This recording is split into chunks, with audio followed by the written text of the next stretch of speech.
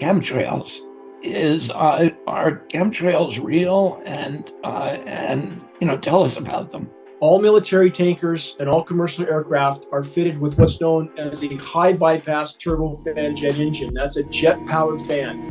80% of the air that moves through that engine is not combusted.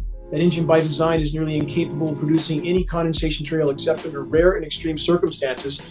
And beyond all this, I would ask people to believe what they see with their own eyes. At great effort and expense, we acquired a National Oceanic and Atmospheric Administration flying lab, put top scientists in it, took samples at altitude behind heavy aircraft. We sampled what they were emitting. The sample was processed at one of the top testing institutions in the world. We found exactly what we knew we would find: climate engineering elements, starting with aluminum, which is named in one of the most significant climate engineering patents.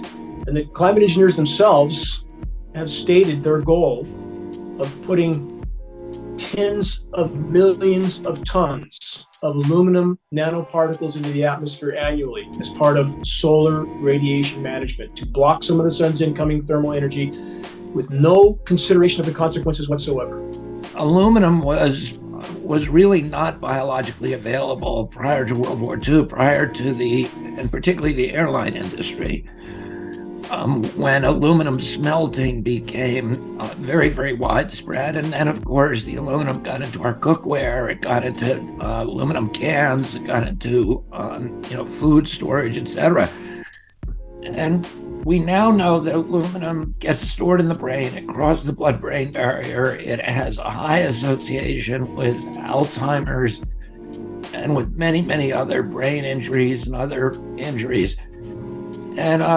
And so it's kind of frightening to think that somebody may be putting large amounts of bioavailable aluminum into the environment, spraying it in microscopic particulates. There's all sorts of ways you could do this, but the standard idea has always been spray sulfuric acid in the stratosphere 20 kilometers over our head and use that to stop the planet warming up. The example many people cite was when the Mount Pinatubo volcano exploded, and all of this ash went into the air and had a cooling effect on the Earth. And so people have long proposed since the mid-60s that you could artificially add dust to the stratosphere and cool the planet. Not that this would be a good solution for global warming, it would not. But it does show the way we're steadily developing the powers to manipulate the planet with comparative ease. That sulfur in the lower atmosphere is masking some of the climate warming from CO2. So is this the global dimming or something? Yeah. Is this stuff in the stratosphere going to be killing some number of people that are going to be sacrificed? It's an obvious concern. So if it kills 1 million people and we're only doing 1% more, we're just killing 10,000 more people. You can do math. Okay. But that's, so killing people is not the objective here.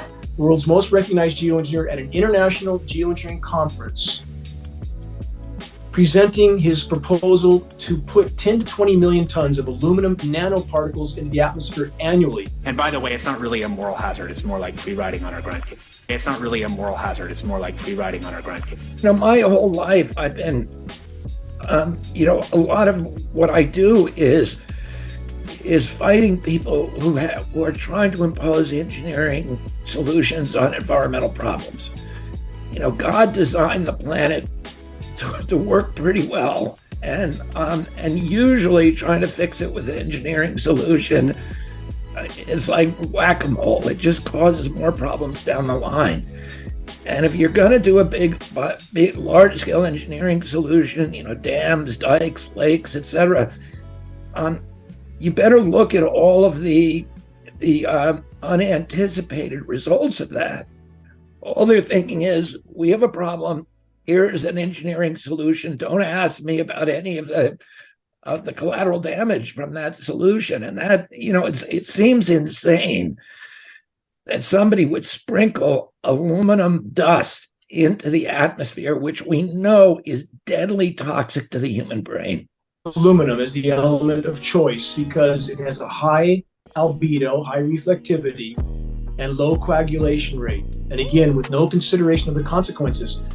We have lab tests from all over the globe, aluminum in all of them. In addition to barium, strontium, manganese, polymer fibers, the last 100 plus tests contained graphene, The tests contain surfactants, which we know from what we believe to be the primary material supplier.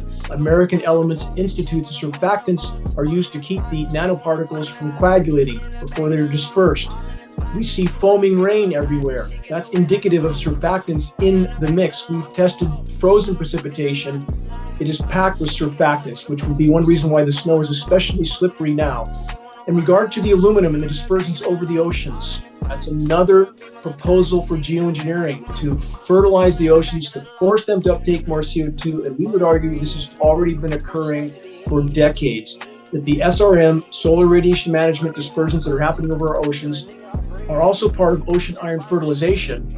And that would correlate with studies we have, peer-reviewed studies of, for example, whales that are packed with alarming levels of aluminum. And as you stated, with all these organisms, aluminum toxic to virtually all life forms, no exception. And we see marine mammals like whales with peer-reviewed studies that are packed full of aluminum. We have science study advocating for polymer-coated aluminum particles to be used in ocean iron fertilization. So again, there are so many puzzle pieces that connect. I have been invited and included in closed-door meetings with Redding Environmental Health, that's the city furthest north in California, shown the lab tests for the massive spikes of aluminum in the rivers. This is the drinking water for California. Massive spikes in aluminum after every storm event. They didn't know where this metal was coming from. They've never disclosed these tests to date. So again, the level of cover-up here is beyond comprehension.